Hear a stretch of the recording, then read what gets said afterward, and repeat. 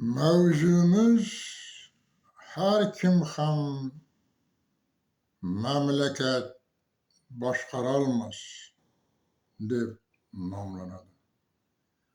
10-iyun 2026-yil. Qayg'usi O'zbekiston, da'vosi Turkiston bo'lgan azizlarim, qalaysizlar? Yaxshimisizlar? Birovning ko'zidagi changni ko'rib, o'zining ko'zidagi cho'pni ko'rmaydiganlar mamlakat boshqarolmas.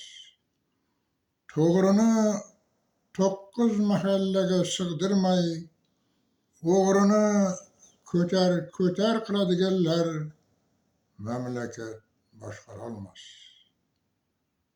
O'zgalar xatosini ko'rib, o'zining xiyonatini anglamaslar mamlakat boshqarolmas. Birovning gunohini doston qilib, o'zining jinoyatini yashiradiganlar mamlakat boshqarolmas.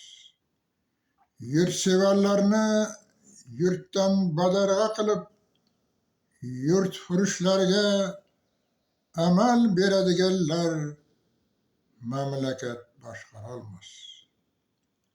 Millatga, milliy davlatchilikka xoinlik qilganlarni qahramon ko'rsatadiganlar mamlakat boshqarolmas.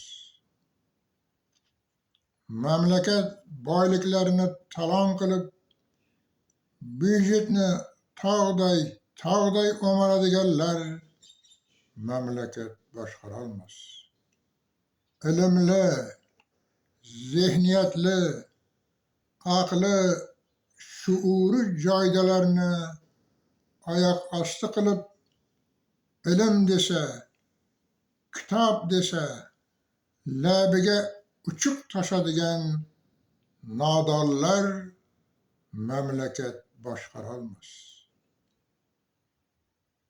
Shaxsiy manfaatini millat va milliy davlatchilik manfaatlaridan yuqori qo'yuvchilar mamlakat boshqarolmas. O'zining kirli o'yinlari bilan siyosatni kirlatadigan saviyasizlar mamlakat boshqarolmas.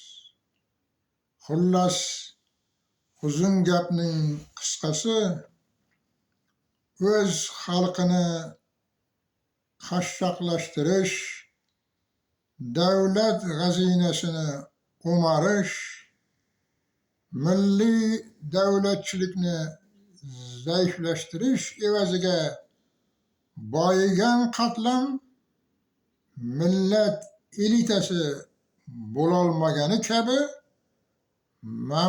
mamlakatni boshqarishga ma'nan ham, axloqan ham, huquqan ham haqli emaslar. To'rtlik, yurt boyligin talab istagan klon 30 yil boshqardi safsata bilan. O'zbekning bekligi sarobga dönib, mazlumlar yurtiga aylandi vatan.